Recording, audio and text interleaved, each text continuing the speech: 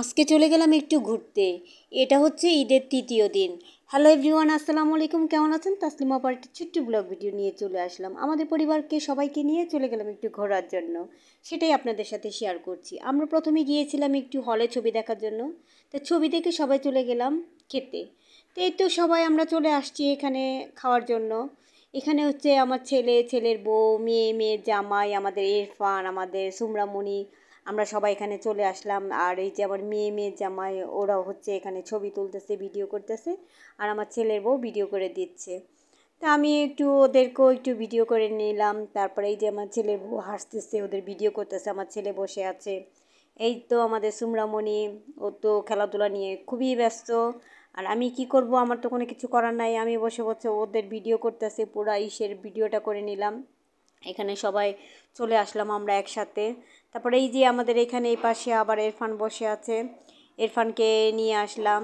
তাই ইরফানকেও নিয়ে আসলাম সাথে করে। এই যে ইরফানকে বললাম যে আসো আমাদের সাথে, তো আসলো আমাদের সাথে। ওদের সাথে বললাম যে তুমি ওদের সাথে ভিডিও করো, আমি এখানে করতেছি, ওই সুমরামণির ভিডিও করতেছি, তুমি ওদের সাথে সেলফি তুলো বা ছবি তুলো।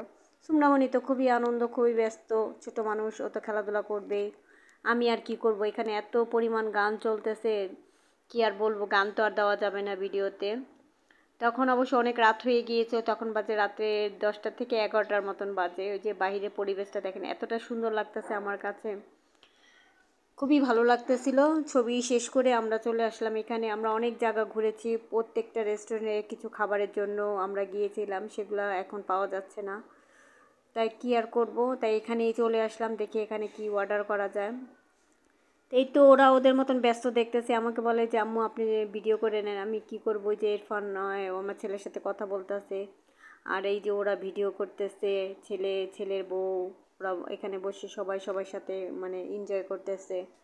আমি একটু একটু পর পর একবার এই পাশে যাই, একবার ও পাশে যাই, কি আর করার আছে। ঈদ মানেই তো আনন্দ। আর আপনারা আপুরা ভাইয়ারা কে কোথায় ঘুরতে গিয়েছেন সবাই একটু কমেন্ট করে জানাবেন। আমি ওরকম কোথাও যাওয়া হয়নি, শুধু ওদের সাথে একটু ঘুরতে গিয়েছিলাম আর আমাদের বাসায় গিয়েছিলাম, এই আর কি। এছাড়া আর কোথাও যাওয়া হয় না, শুধু আমাদের বাসায় গিয়েছিলাম, ওদের সাথে একটু ঘুরতে গেলাম, ছবি দেখলাম, বাস জাস্ট এই পর্যন্তই। এছাড়া আর কোথাও যাওয়া হয় নাই। আর এই গরমে কোথায় ঘুরতে যাব বলেন, যে পরিমাণ গরম, গরমে বের হতে ইচ্ছা করে না। তারপরে ওরা আমাকে জোর করে নিয়ে আসলো, কি আর করার আছে।